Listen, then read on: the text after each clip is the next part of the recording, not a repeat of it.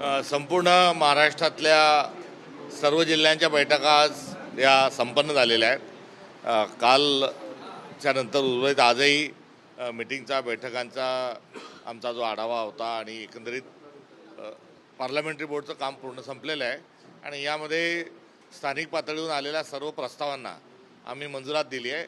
ज्या ठिकाणी मित्रपक्षांसोबत आघाडीची शक्यता आहे किंवा तसा प्रस्ताव आहे त्यांच्यासाठी 2 दिवस शिवायचे त्यांना दिलेले आहेत आणि त्या अनुषंगानं येणाऱ्या 2-3 दिवसात सगळं चित्र स्पष्ट होईल।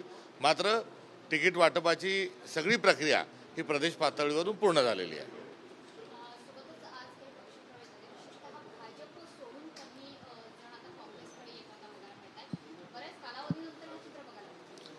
मागच्या अनेक दिवसांपासून हे कमबॅक सुरू झालेलं आहे। बाबाजानी यांच्या प्रवेशापासून सुरू झालेली शृंखला ही थांबत नाही आणि काही दिवस अजून वाट बघा। महाआघाडी जी आहे यामध्ये स्थानिक स्वराज्य संस्थांच्या निवडणुकीनंतर एक अजून मोठा स्फोट होणार आहे आणि या तिन्ही पक्षांचे जे कार्यकर्ते आणि नेते आहेत हे इतर पक्षात आणि काँग्रेसमध्ये आलेले आपल्याला दिसतील।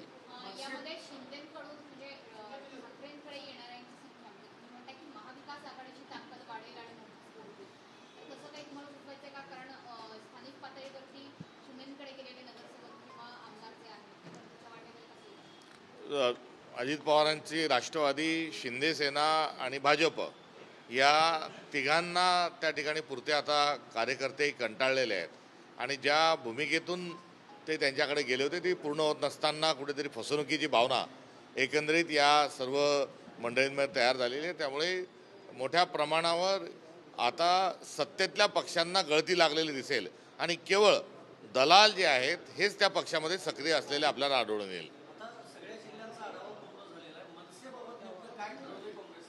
सगळ्या जिल्ह्यांच्या आढाव्याच्या अनुषंगानं मनसेच्या संदर्भात आघाडी आणि युतीचा प्रस्ताव कोणत्याही जिल्ह्यातून आलेला नव्हता। नाही, जर तर राहिलंच नाही, मीटिंगची प्रक्रिया पूर्ण झालेली आहे आणि कोणत्याही जिल्ह्यातून असा प्रस्ताव आलेला नव्हताच।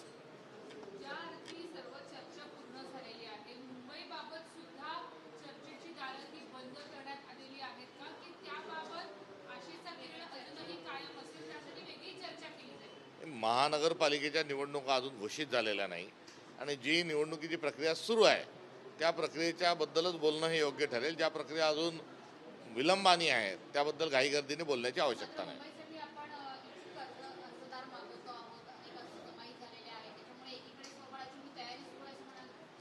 ही प्रत्येक राजकीय पक्षाचा तो अधिकार आहे आणि त्यामध्ये अर्ज बोलवणे, मुलाखती घेणे आणि जिल्हा पार्लमेंटरी बोर्डाच्या सभा हा काँग्रेसची असणारी व्यवस्था आहे आणि त्या व्यवस्थेचा एक भाग म्हणून या गोष्टी तिथे संपन्न होत आहेत।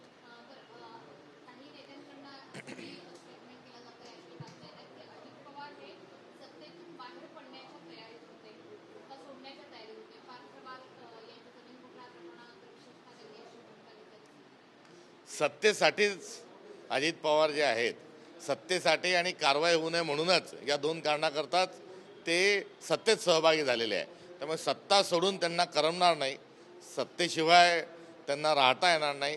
त्यामुळे मला वाटत नाही एवढी ते हिम्मत करतील। सर, हिंदी में जानना चाहेंगे अजित पवार के मुद्दे जो पार्थ पवार पे जो आरोप लग रहे हैं किस तरीके से देखते हैं, क्या जो चुनाव हो रहा है उनके ऊपर एक दबाव डालने की कोशिश? नहीं, ये तो धांधली का मामला है और ये क्लस्टर क्लियर पूरा अफरा तफरी का और एक गैर व्यवस्था का एक नमूना है, इसलिए इसका चुनाव के साथ नहीं, ये सीधा भ्रष्टाचार का मामला है। आपको दिल्ली में जो ब्लास्ट हुए हैं उसकी इन्वेस्टिगेशन पर कई तरीके के आरोप लग रहे हैं, उसका क्या कहना चाहते हैं? इन्वेस्टिगेशन पे नहीं, ये सरकार पर ही एक बहुत बड़ा सवालिया निशान लगा है, इसलिए उनका हर कार्य जो है वो बदकिस्मती से कहीं ना कहीं इसी संशय से उसको देखा जाता है। बिहार के जो एग्जिट पोल है उसे किस तरीके से देखते हैं? 24 घंटे का इंतजार करना ये उसमें सबसे उचित है। Thank you.